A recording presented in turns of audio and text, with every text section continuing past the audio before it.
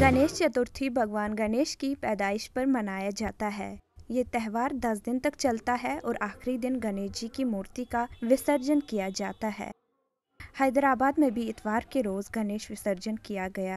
शहर के गिरदोनवा से लोग ट्रकों व मुख्तलिफ गाड़ियों पर गणेश जी की मूर्तियां लिए झीलों में विसर्जन के लिए जा रहे थे। ख्याल रहे कि हैदराबाद के जिन मुख्तलिफ झीलों में गणेश विसर्जन किया जाता है उनमें हुसैन सागर झील भी शामिल है। रवां बरस गणेश जुलूस के पुरअमन इनेकाद के लिए 20,000 पुलिस एहलकारों को तैनात किया गया था।